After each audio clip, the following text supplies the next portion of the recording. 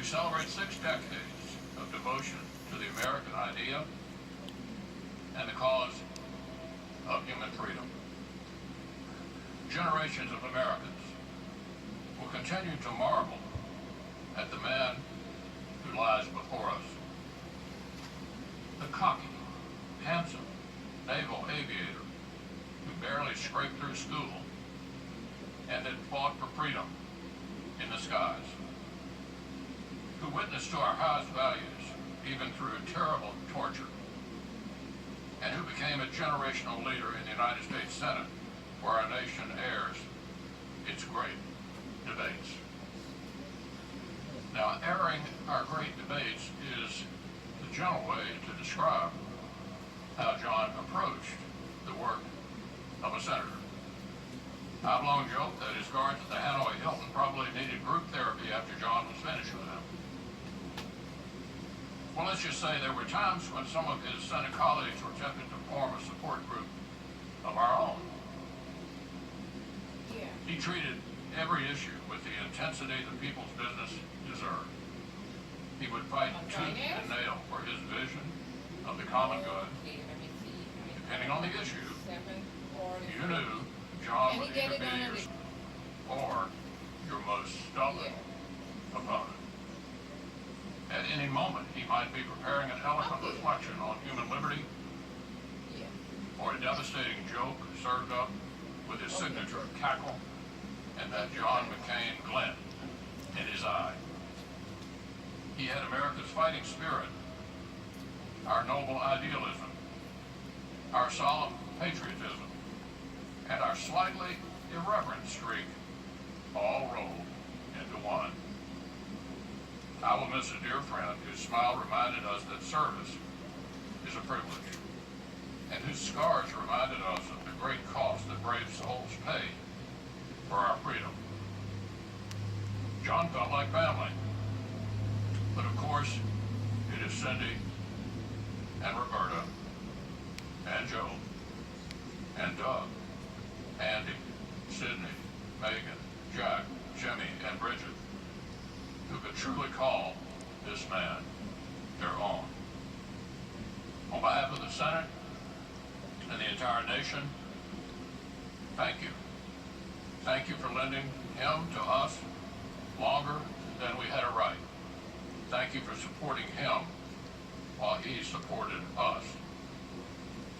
Half a world away, wearing our nation's uniform, John McCain stood up for every value that this Capitol building represents. Then he brought that same patriotism inside its walls to advocate for our service members, our veterans, and our moral leadership in the world. So it is only right that today, near the end of his long journey, John lies here in this great hall, under this mighty dome, like other American heroes before him. Here, as a restless wave approaches the shores of eternity, we thank God for giving this country John McCain.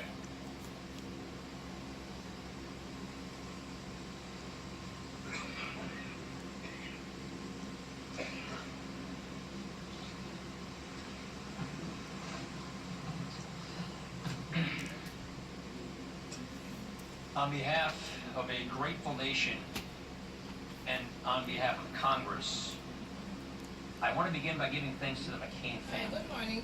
for many years of service to our country.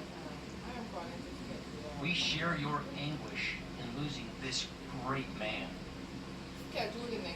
Rarely does this glorious rotunda fall silent at this hour. On a day like this, John would usually be bounding this way or that way, right through here, visitors turning to each other, asking if that's who they think it is. But in this quiet hour, we are left to ponder how his life speaks to us. John McCain deserves to be remembered as he wished to be remembered. Saskia. A patriot who served his country. A man, yes, of the Senate, but also a man of the House. A Navy man. A family man. A man who made an enormous difference in the lives of countless people. A man of conviction. A man of state.